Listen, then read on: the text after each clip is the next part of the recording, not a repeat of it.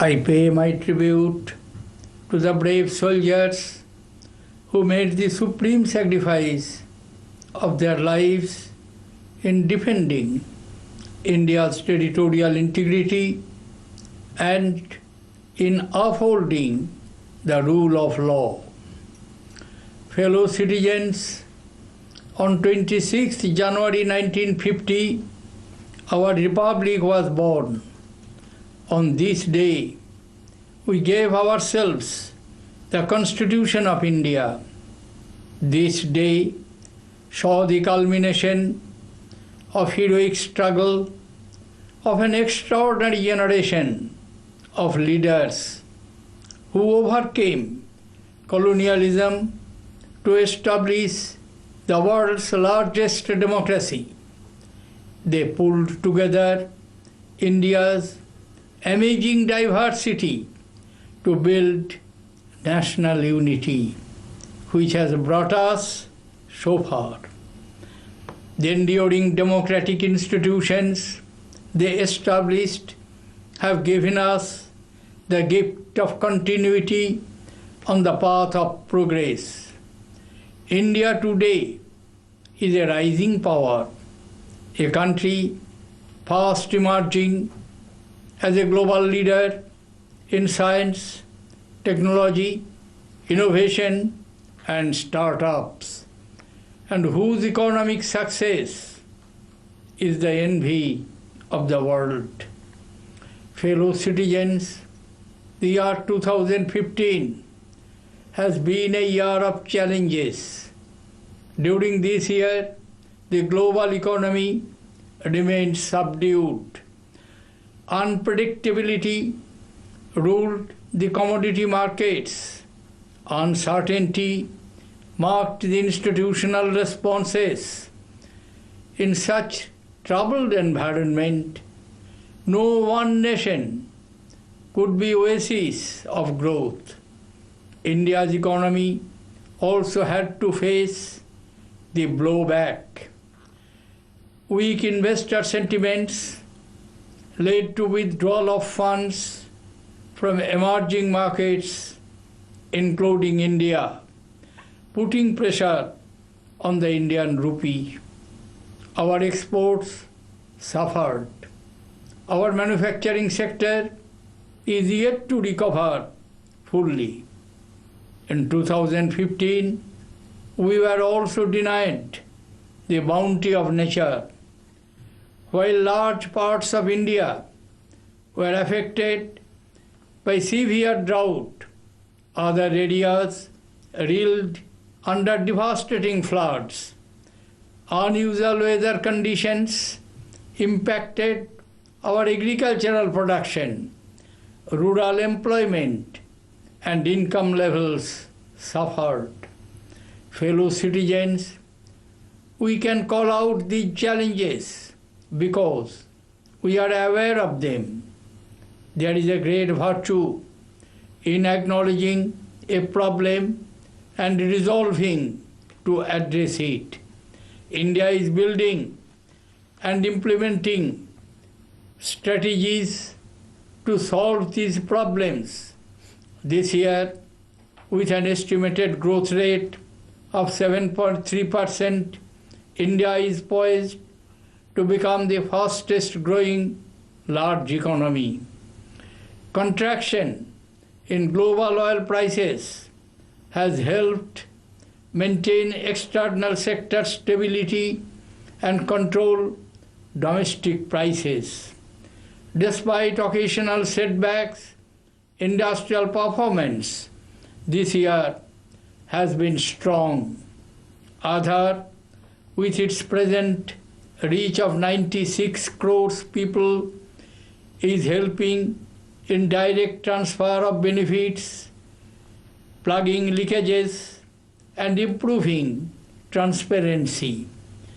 Over 19 crore bank accounts opened under the Pradhan Mantri Jan Dhan Yojana is the single largest exercise in the world at financial inclusion.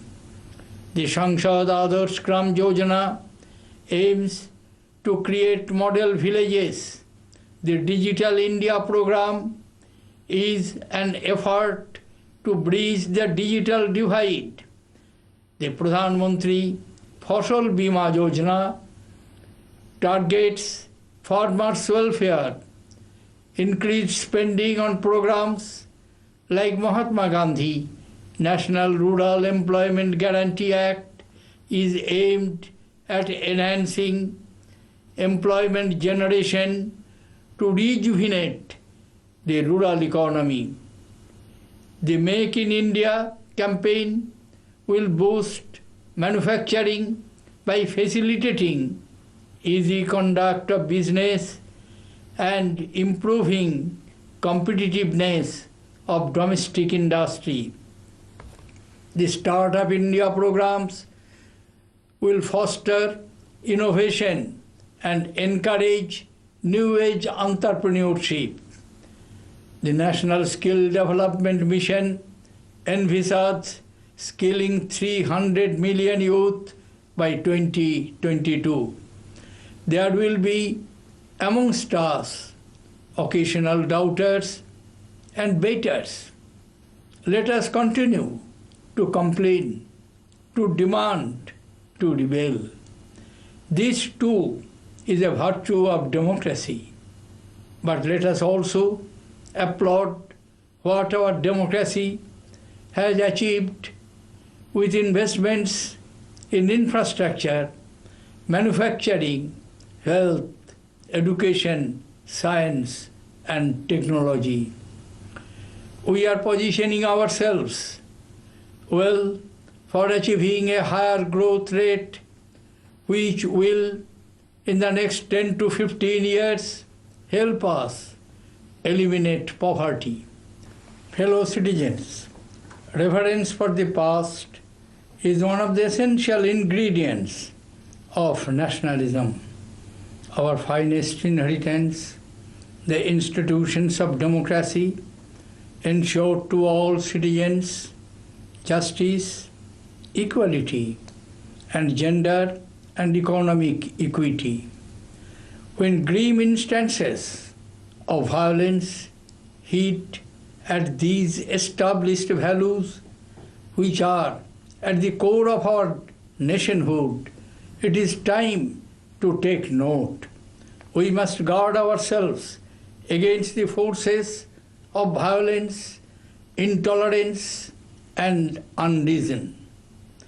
Fellow citizens, for revitalizing the forces of growth, we need reforms and progressive legislation. It is the bounden duty of the lawmakers to ensure that such legislation is enacted after due discussion and debate. A spirit of accommodation, cooperation, and consensus building should be the preferred mode of decision making. Delays in decision making and implementation can only harm the progress of development. Fellow citizens, peace is the primary objective of a national consciousness as well as our moral universe. It is the foundation of civilization and a necessity for economic progress. And yet, we have never been able to answer a simple question: why does peace remain so elusive? Why has peace been so much more difficult to attain than degenerate conflict? As the 20th century closed down with a remarkable revolution in science and technology, we had some reason for optimism that the 21st century would mark an era in which energies of people and nations would be committed to a rising prosperity that would eliminate, for the first time, the curse of extreme poverty. That optimism has faded in the first 15 years of this century. There is unprecedented turbulence across vast regions with alarming increase in regional instabilities. The scourge of terrorism has reshaped war into its most barbaric manifestation. No corner can now consider itself safe from this savage monster. Terrorism is inspired by insane objectives, motivated by bottomless depths of hatred, instigated by puppeteers who have invested heavily in havoc through the mass murder of innocents. This is war beyond any doctrine, a cancer which must be operated out with a firm scalpel. There is no good or bad terrorism. It is pure evil. Fellow citizens, nations will never agree on everything. But the challenges today is existential. Terrorists seek to undermine the order by rejecting the very basis of strategic stability, which are recognized borders. If outlaws are able to unravel borders, then we are heading towards an age of chaos. There will be disputes among nations. And as is well known, the closer we are to a neighbor, the higher the propensity for disputes. There is a civilized way to bridge disagreement. Dialogue ideally should be a continual engagement, but we cannot discuss peace under a shower of bullets. We on our subcontinent have a historic opportunity to become a beacon to the world at a time of great danger. We must attempt to resolve the complex edges of our emotional and geopolitical inheritance with our neighbors through a peaceful dialogue and invest in mutual prosperity by recognizing that human beings are best defined by a human spirit and not their worst instincts. Our example can be its own message to a world in anxious need of amity. Fellow citizens, each of us has the right to lead a healthy, happy, and productive life in India. This right has been breached especially in our cities where pollution has reached alarming levels. Climate change has acquired real meaning, with 2015 turning out to be the warmest year on record. Multiple strategies and actions at various levels is necessary. Innovative solutions of urban planning, use of clean energy, and changing the mindsets of the people call for active participation of all stakeholders. Permanence of such changes can be ensured only if people own the changes. Fellow citizens, love for one's motherland is the basis of all progress. Education, with its enlightening effect, leads to human progress and prosperity. It helps us develop forces of spirit which can revive lost hopes and ignored values.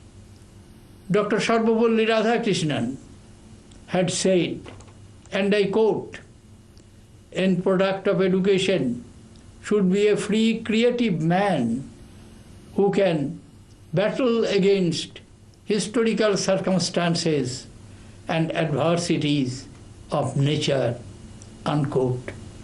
The advent of the fourth industrial revolution demands that this free and creative man should also be able to master the velocity of change, to absorb disruptions which are getting embedded in the systems and societies.